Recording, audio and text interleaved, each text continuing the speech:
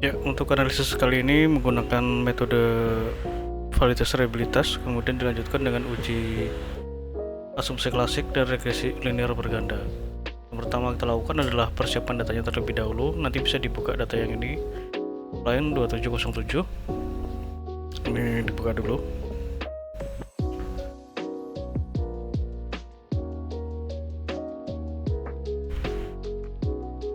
Kita masuk ke data. Nah, ini adalah data yang sudah ditabulasikan ya, seperti ini bentuknya. Lalu nanti dibuat penamaannya untuk masing-masing pertanyaan dan variabelnya seperti ini. Jadi X sampai dengan Y ini adalah untuk pertanyaan, kemudian ini adalah variabelnya. Jadi di sini dari kuesioner ini nanti dijumlahkan berdasarkan kelompok variabelnya masing-masing. Contohnya seperti ini. Jadi untuk X1 itu adalah emotional branding. Nah, ini jadi ini nanti dijumlahkan, kemudian untuk X2 juga sama, ini dijumlahkan, X3 dijumlahkan, kemudian Y juga dijumlahkan. Jadi dijumlahkannya itu berkelompok sesuai dengan variabelnya. Nah, nanti seperti ini bentuknya. Jadi bisa diikuti nanti untuk rumus-rumusnya atau untuk bentuk tabelnya seperti ini. Kemudian setelah dibuat seperti ini untuk penamaannya, kita buka aplikasi SPSS-nya. Kita buka dulu. Nah, di sini saya menggunakan SPSS versi 26, tapi nanti di versi berapapun untuk cara kerjanya sama saja. Nah, setelah terbuka seperti ini, kita masuk ke variable view. Nah, kita copy yang ini ya, yang tadi itu. Nah, dari X1.1 sampai ke Y yang ini kita copy, kita pastekan di sini variable view, kita paste di bagian name nomor 1. Nah, ini kita paste seperti ini ya. Setelah seperti ini, lalu untuk yang total score X1 sampai dengan Y ini kita beri nama sesuai dengan variabelnya. Nah, ini kita tinggal copy saja yang ini, kita pastekan di sini di label, di bagian label, ini kita copy, kita paste. Oke, setelah seperti ini, lalu kita masuk ke data view. Nah, untuk data view ini kita masukkan data penelitian yang tadi. Jadi yang ini ya, kita masukkan seluruhnya. Jadi dari X1.1 sampai dengan penjumlahannya. Oke, seperti ini kita copy dan kita pastekan di sini. Ya, seperti ini. Kita cek dulu. Oke, sudah masuk semua. Kemudian pertama kita lakukan uji validitas terlebih dahulu. Caranya klik analyze, kemudian correlate, bivariate. Nah, ini kita masukkan ke pengujian ini, jadi berkelompok ya, sesuai dengan variabelnya. Jadi X1.1 sampai dengan X1.23. Kita blok seperti ini. Jadi klik X1 ini, kita klik, kemudian tekan shift, kemudian kita klik ke X1.23 seperti ini, kita blok, kemudian kita pindahkan ke kolom variabel ini dengan mengklik tanda panah yang ini. Oke, setelah seperti ini, lalu masukkan juga total skornya. Nah, total skor itu yang ini ya, yang ini total skornya kita masukkan seperti ini. Nah, oke, setelah seperti ini lalu kita klik OK. Ya, ini untuk uji validitas. Kemudian yang kedua adalah uji reliabilitas. Caranya klik analyze, scale, reliability analysis. Kemudian kita masukkan seperti tadi caranya.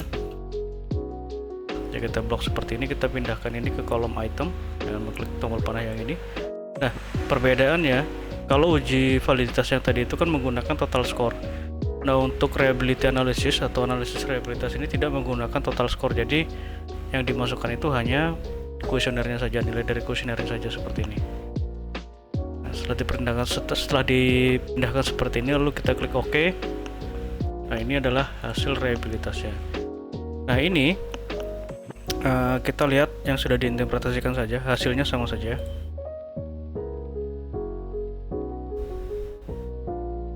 Nah, ini untuk uji reliabilitas ini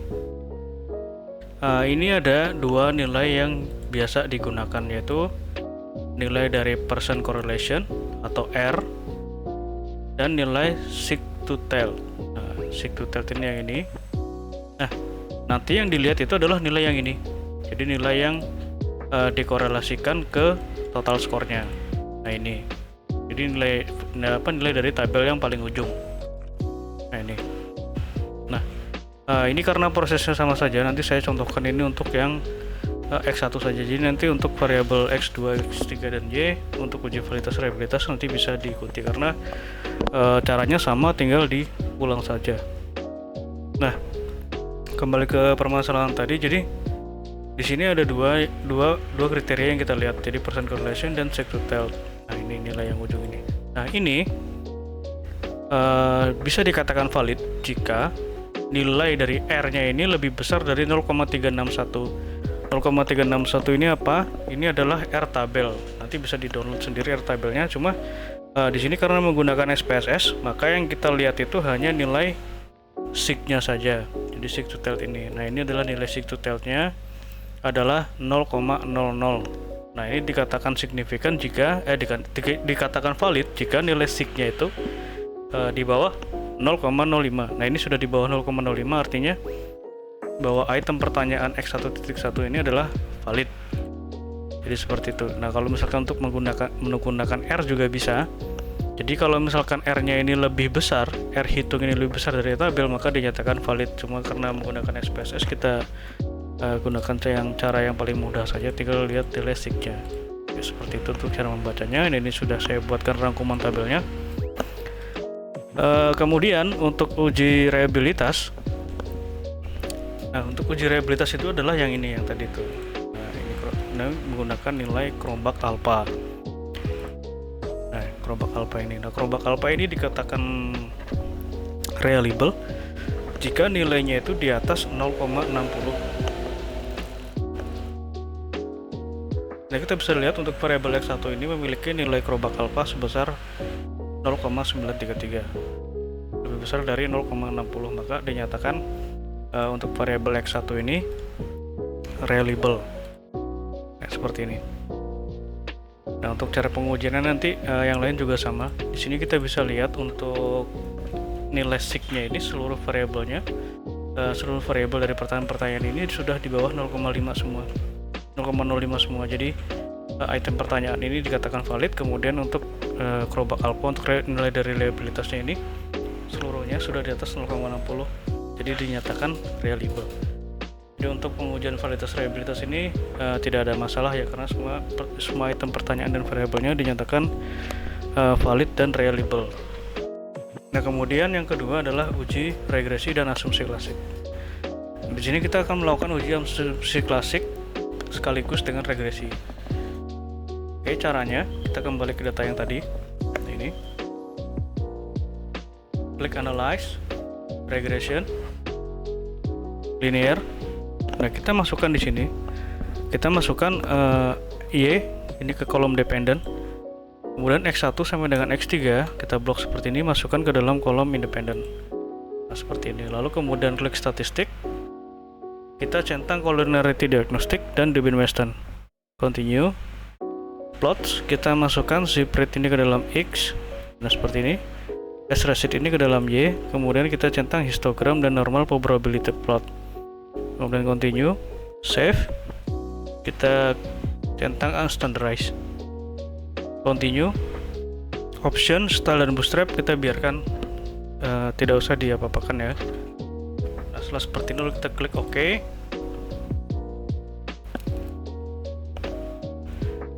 Nah, ini adalah untuk hasil pengujiannya. Oke, seperti ini. Nanti kita interpretasikan ya.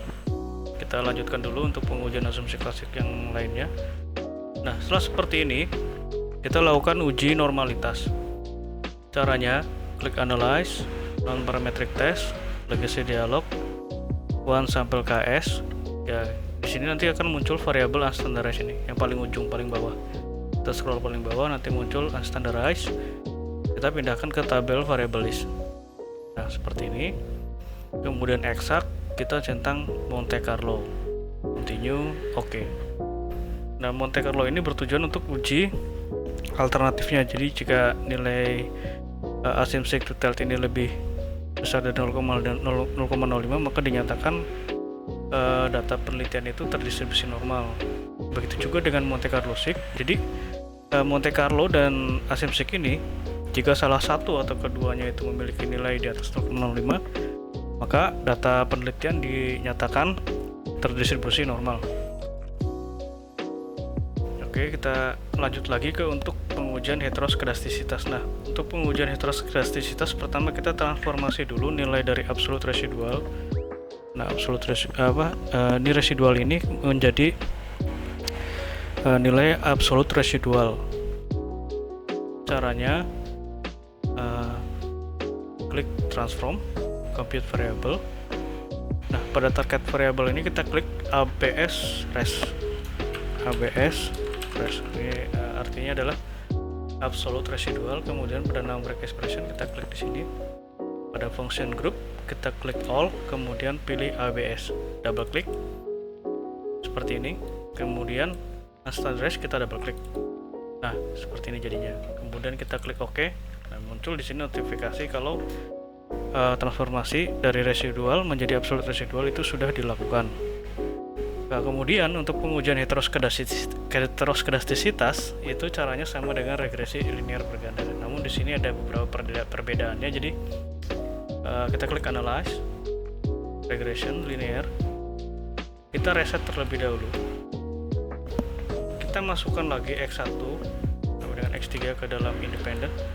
Nah, kemudian dependent ini kita masukkan absolute residual ini ke dalam kolom dependent. Ini tidak usah diapa-apakan karena nanti pengujiannya itu hanya menggunakan tabel dari uji T. Oke, kita oke. Nah, ini adalah hasil dari pengujian heteroskedastisitas. Nanti yang dilihat itu nilai signya saja.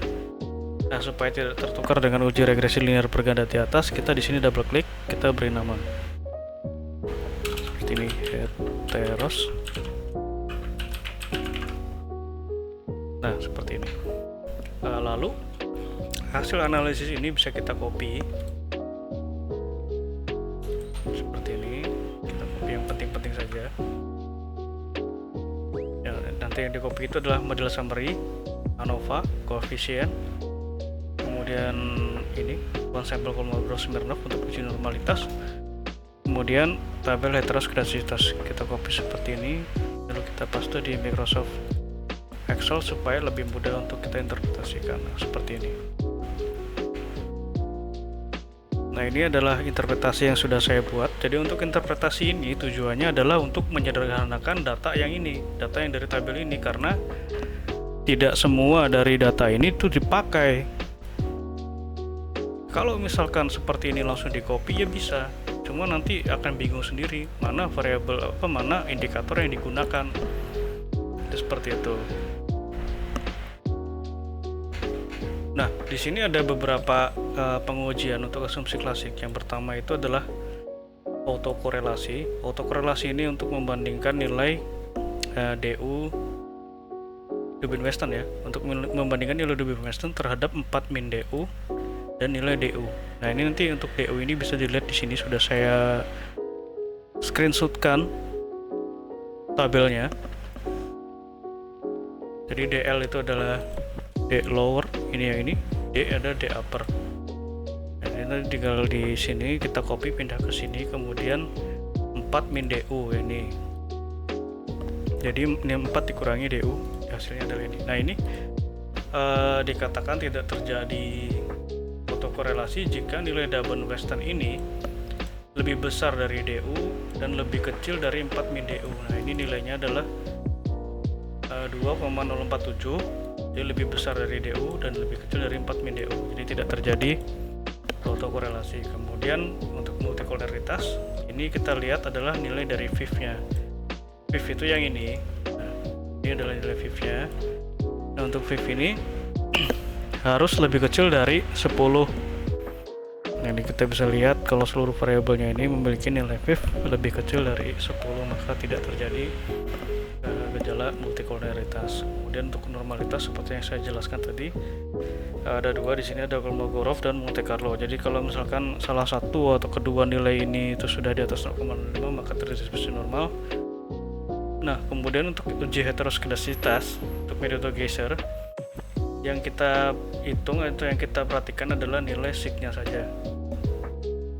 Nah, di sini kita bisa lihat untuk uji heteroskedastisitas ini dikatakan tidak terjadi heteroskedastisitas jika nilai dari signya ini lebih besar dari 0,05. Nah, ini ada satu X3 ini lebih kecil dari 0,05. Nah, ini terjadi gejala heteroskedastisitas, tapi tidak apa-apa karena ini secara keseluruhan data penelitiannya itu sudah baik, karena dari uji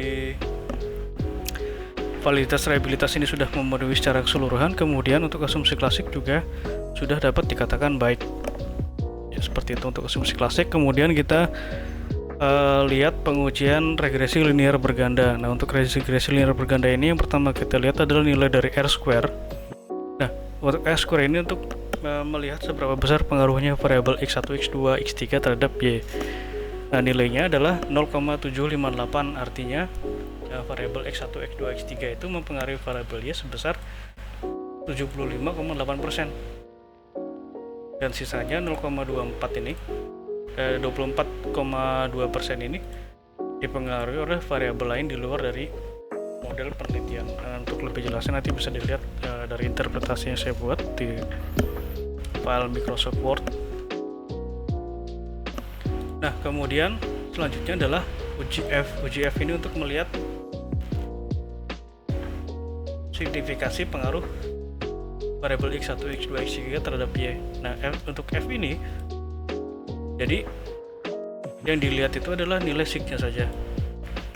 Nah, dikatakan signifikan jika nilainya ini di bawah 0,05. Nilainya 0,00, artinya di bawah 0,5, maka X1, X2, X3 itu berpengaruh secara signifikan terhadap Y. Jadi F simultan ini untuk pengujian secara simultan atau bersama-sama. Kemudian yang terakhir adalah uji T parsial. T parsial ini adalah untuk uji individu, jadi per variabel X1 terhadap Y, X2 terhadap Y, X3 terhadap Y. Nah, untuk pengujiannya sama, yang kita lihat itu di sini ada dua. Yang pertama adalah nilai dari koefisien regresi. Ini untuk menentukan arah hubungannya positif atau negatif. Kalau negatif itu ada tanda negatifnya, seperti ini. Kalau positif itu tidak ada tanda negatifnya. Nah, ini. Nah, kemudian untuk mengetahui hubungannya itu signifikan atau tidak, pengaruhnya itu signifikan atau tidak, dilihat dari nilai signya ini. Nah, contohnya adalah untuk variabel X1 ini ya. Di X1 ini memiliki pengaruh positif signifikan. X2 memiliki pengaruh negatif tidak signifikan. X3 memiliki pengaruh positif signifikan. Jadi seperti itu untuk cara membacanya. Oke, sekian untuk pengujian regresi. Untuk pengujian ini nanti sekiranya ada yang kurang jelas nanti bisa ditanyakan. Sekian, terima kasih.